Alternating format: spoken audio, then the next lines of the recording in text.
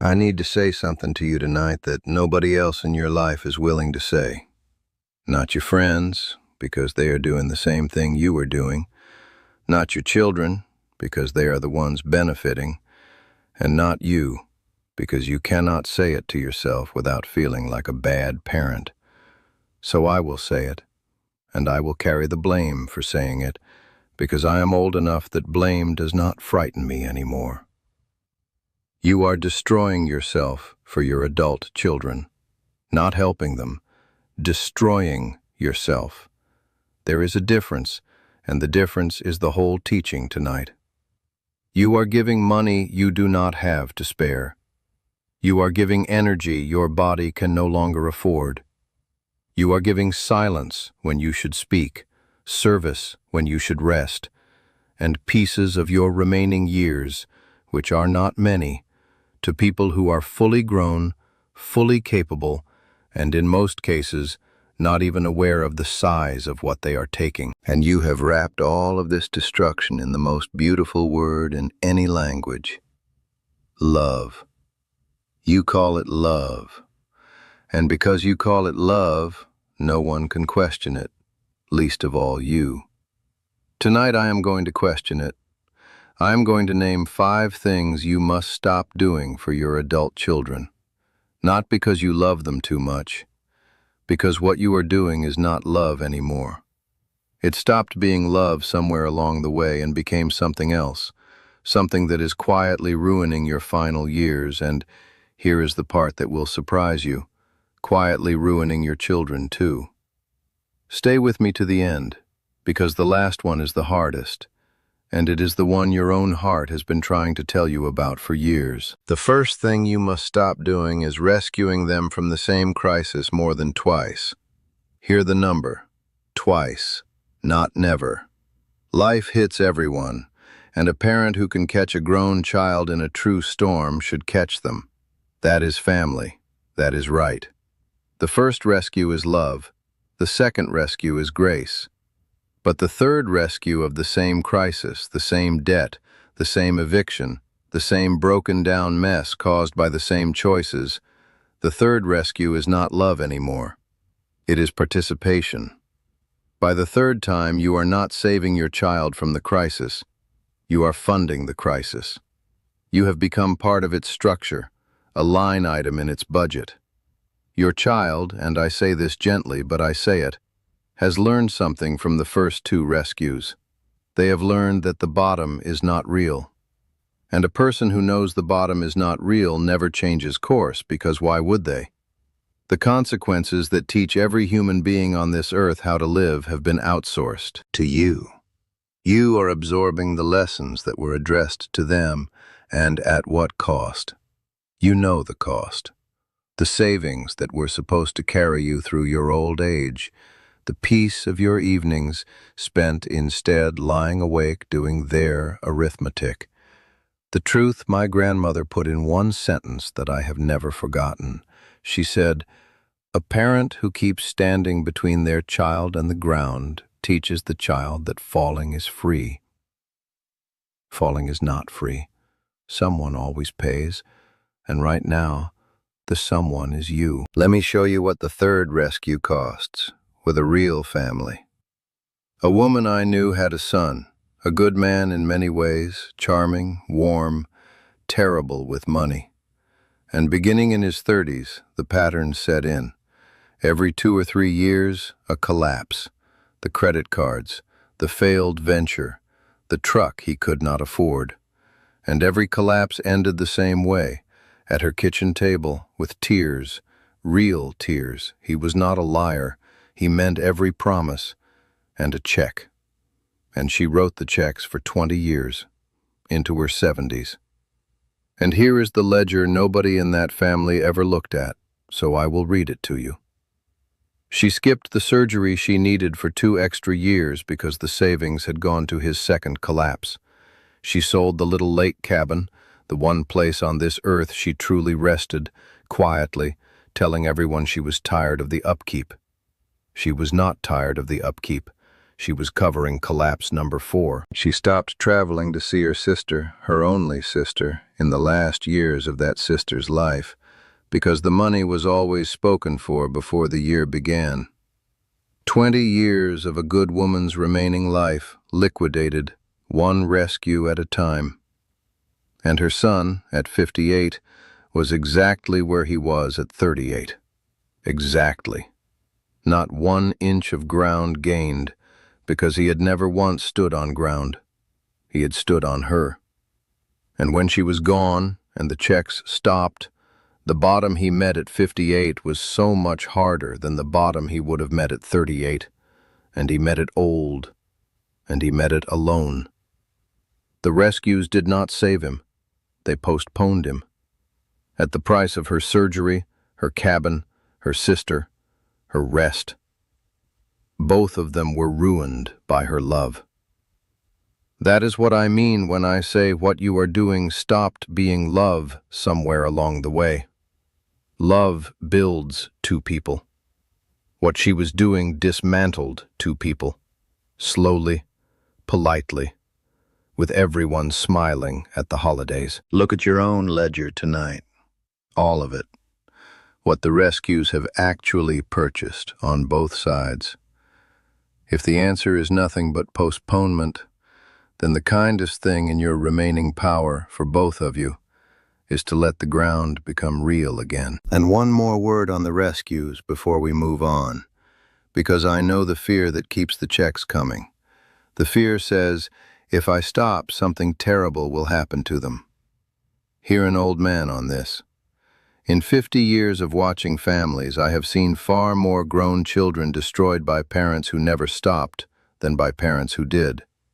The ones whose parents finally stopped, they struggled, yes, some of them badly, for a season. And then, in numbers that would shock you, they stood up.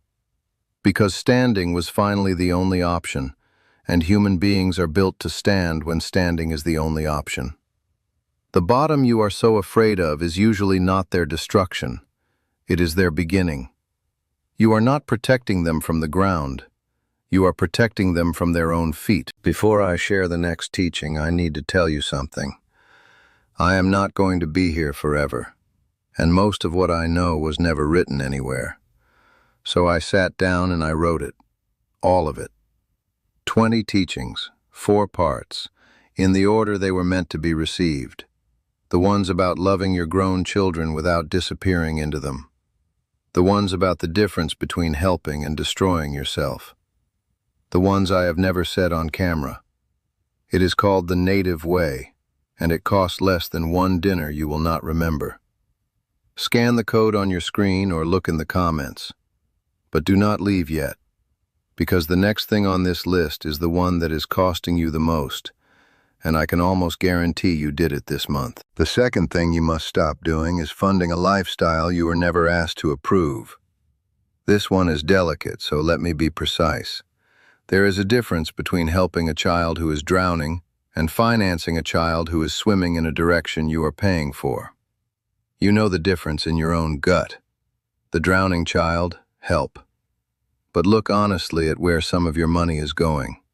You are eating carefully from a fixed income while helping pay for a life that includes things you yourself never permitted yourself. The new truck, the vacations you see on the phone, the restaurants. And you say nothing, because it is not your business how they live. And you are right. It is not your business how they live, until your money is in it. The moment your money is in it, one of 2 things must be true. Either you have a say, or you have a stop. And since no parent wants a say in their grown child's life, and no grown child should give one, the answer is the stop. Hear me clearly, because I want to remove the guilt from this. You are not obligated to fund any part of an able adult's lifestyle. Not their rent, so they can afford the better car. Not their groceries, so they can afford the streaming and the trips. When you do this, you are not being generous. You are being used as a bank that charges no interest and asks no questions. And worse, a bank they never even had to apply to. And every month you quietly cover the gap. You teach the same lesson as the rescues. The gap is not real. Someone else absorbs it. And your own life gets smaller, quieter, more careful, so that theirs does not have to be. That is not a parent's duty. That has never been a parent's duty. In the old way, the young provided for the old. I am not even asking you to expect that. I am asking you to stop reversing it. The third thing you must stop doing is being their unpaid, unthanked, always available staff. The permanent babysitter who cannot make plans because the grandchildren might be dropped off. The one who drives everyone to every airport.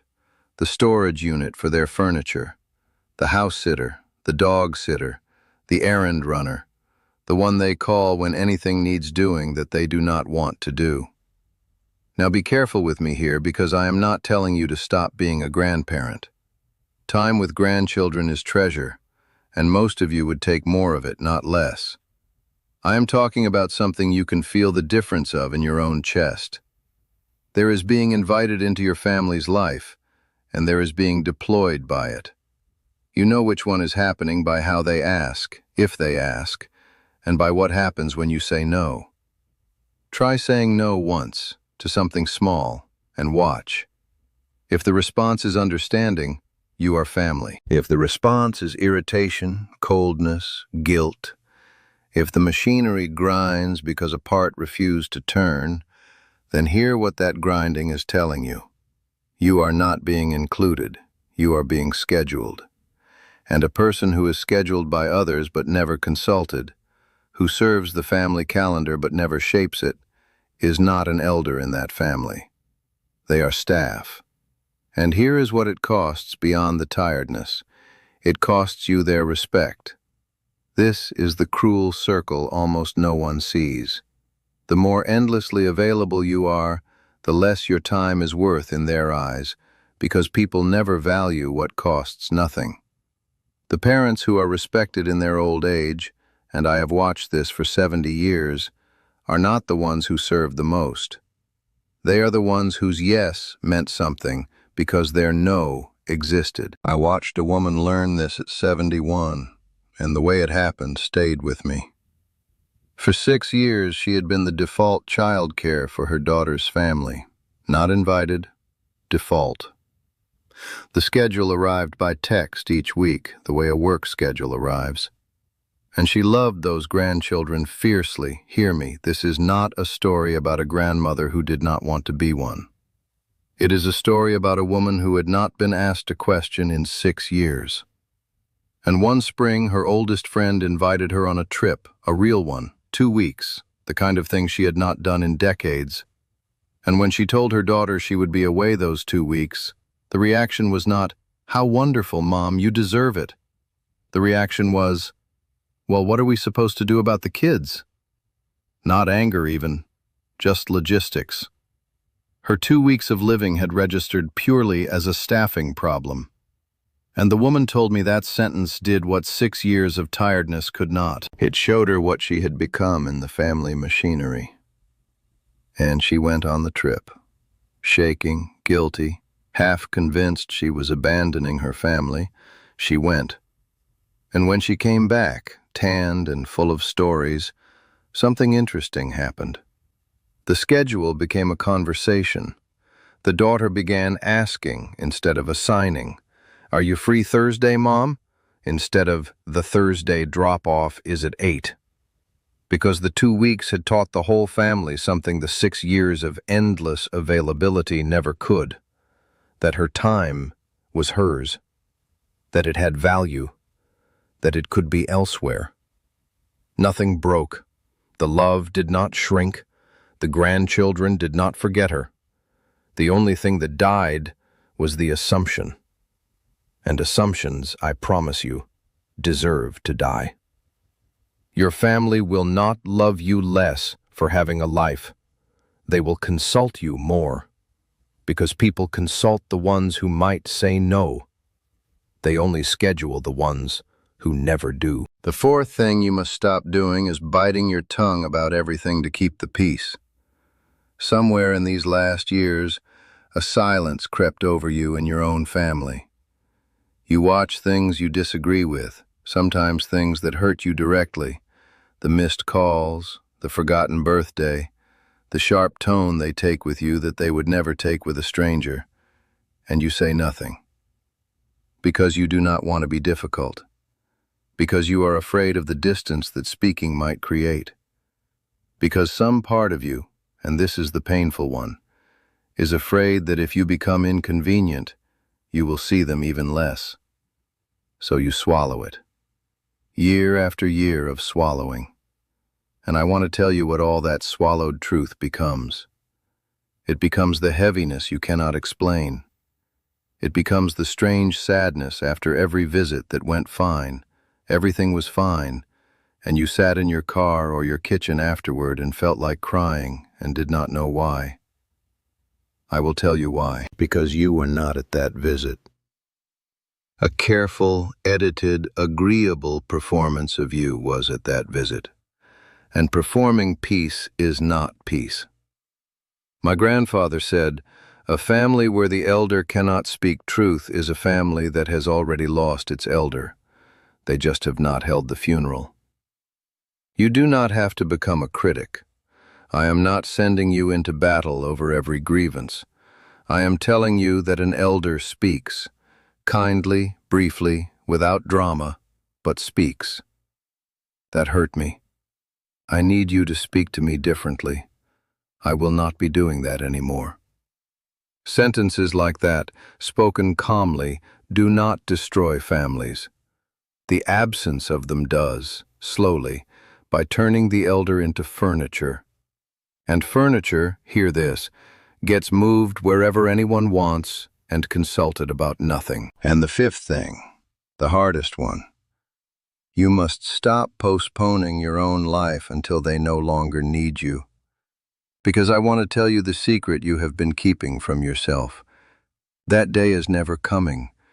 There is no future date when the children are finally settled, the money finally sufficient, the grandchildren finally raised, and everyone stands in a circle and hands your life back to you and says, "Thank you. Now it is your turn." It does not happen. It has never happened for anyone. There will always be one more crisis, one more need, one more season where it would be selfish to leave, to spend, to rest, to begin. The trip you have been meaning to take, the little dream, and I know you have one, everyone has one, the place you wanted to see, the thing you wanted to learn, the visit you keep postponing. You have been holding your own life in a waiting room for years, telling it, soon, soon, once they are settled. And your life has waited, patient as an old dog by the door. But it cannot wait forever, and you know this now in a way you did not know it at 50. The years are no longer theoretical. So this is the fifth teaching, and it is not a rebuke. It is a permission slip from a 70-year-old man to every one of you. Take some of it back. Now. Not when they are settled. They will never be settled, because life is not a settling kind of thing. Book the small trip. Spend some of it on yourself, guilt-free. It was always yours. Reclaim a day of your week that belongs to no one. And when the voice rises up, and it will rise, saying, "What kind of parent puts themselves first?" answer it with the truth. The kind whose children will someday grow old too. And whatever you model now, the sacrifice without end or the life fully lived to the last year, that is the manual you are writing for them. Give them a manual worth inheriting. Show them what it looks like when a person loves their family with their whole heart and still keeps a life of their own. That is the last great thing you can teach them, and nobody can teach it but you. And before I close, let me answer the objection your heart has been raising through this whole teaching, because I have heard it in 1,000 kitchens. But he would do it for me. But she is my child. But that is what parents do. Listen, I am not telling you to love them less. I have not said one word tonight about loving them less. Boundaries are not the opposite of love. Boundaries are what allow love to survive to the end of the road. The parents who burn themselves completely, who arrive at their 80s depleted, resentful under the smile, secretly exhausted by the family they gave everything to. That is not the victory of love. That is its slow defeat. And the parents who kept something for themselves, who could still laugh, still travel, still surprise you, still say no, whose company the children actually sought out because it was a pleasure and not an obligation on both sides. Those parents loved better, not less. Longer, not less. All 5 things I told you to stop tonight are not withdrawals of love. They are repairs to it. You are not closing your heart. You are closing the leaks, so that what remains of your strength, your money, your years, and your voice can be given freely, joyfully, by choice, for as long as you are here. That is what your children actually need from you now, not your sacrifice, your presence. And presence requires that there be someone left. If what you heard today stayed with you, the book is there. The Native Way, 20 teachings, 100 pages, written the way I would speak to you if we were sitting together. Scan the QR code on the screen with your phone or find the link in the comments.